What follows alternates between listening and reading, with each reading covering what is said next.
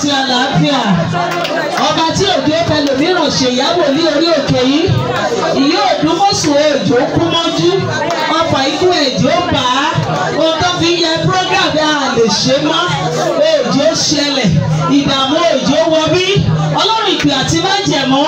ẹ ṣé o Jésù Kristi Olúwa wa. Àmín àmín àmín lórúkọ Jésù. Bíbélì tèmi ní ẹ ó ìwà ayọ̀ Samuel brand ó ní ẹ ó ìwà ayọ̀ sí Olúwa ẹ̀yin ilẹ̀ gbogbo dúpẹ́ lẹ́ẹ̀kejì gbogbo wa la wà lórí afẹ́fẹ́ o àbí ṣé bá ọmọ tó ń ṣẹlẹ̀ ní nọ́ọ̀tì àwọn kan wọn ò mọ̀ ráyè chọ́ọ̀tì inú ìlò ni wọ́n wà o kìrìsìtẹ́nì bíi tèmi àti ẹni wọ́n o Jésù Kristi lájọ ń pè o ẹ̀lò ṣe bí ìwọ ló wá nìsín ìbọn wo ló gbé dání débi àwọn yẹn tìbọn ni wọ́n rìn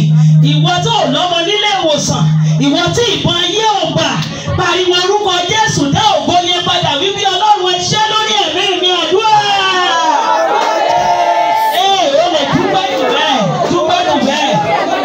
Ọlọ́run ẹ ṣé lórí ẹ̀mí mi mo dúpẹ́ ìwà láàyè mi mo dúpẹ́ pàápàá orílẹ̀-èdè yìí ibi tí pọ̀ tó òjò wọlé mi ibi òjò pọ̀ tì mí ọ̀pọ̀ ìdààmú òjò bà mí Ọlọ́run ẹ ṣé o ogun ìlà yìí lórílẹ̀-èdè yìí òjò gbé mi lọ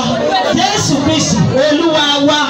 Àmín àmín. Díẹ̀ nìkan mú níbi tó wà yẹn dìmú ipò di èèyàn mọ́ sọ pé ẹni tí mo dìmú yìí ayọ̀ tó wà nínú ìkórè yìí Olúwa yọ̀ǹda rẹ̀ fún àdúrà.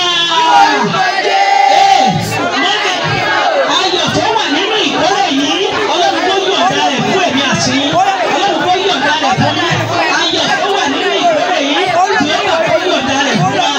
Jésù Kristi Olúwa wa. Mú ẹlòmíì sọ pé ẹni tí mo mú dání yìí ọfà á má jẹun ọmọ ó yẹ jáde lára rẹ̀ àdúrà bàbá ní orúkọ Jésù Kristi bàbá tí mo dì mú yìí ọfà á má jẹun ọmọ jẹ́ kó jáde lára wọn ọfà á má jẹun ọmọ ọfà ṣẹṣà Olúwa o jẹ́ kó fi ayé wọn sílẹ̀ Jésù Kristi Olúwa wa. Wọ́n ní ẹ fílẹ̀ ayọ̀ǹda kó ṣe làálàá ṣùgbọ́n ayọ̀ǹda kó jẹ́ gbogbo ẹni tó lòun yọ̀ǹda kó o má jẹun ọmọ tó lòun fi ẹlẹ̀ kó o má ṣiṣẹ́ sá òun ò ní jẹ́ kó o jẹ́ orú ẹ̀dá bẹ́ẹ̀ bó o bá rí àmì méje ṣe confirm ilẹ̀ ń gbé mi. Àmín àmín àmín àmín àmín àmín àmín lórúkọ Jésù. Orin yìí jáde lọ lára mi ògùn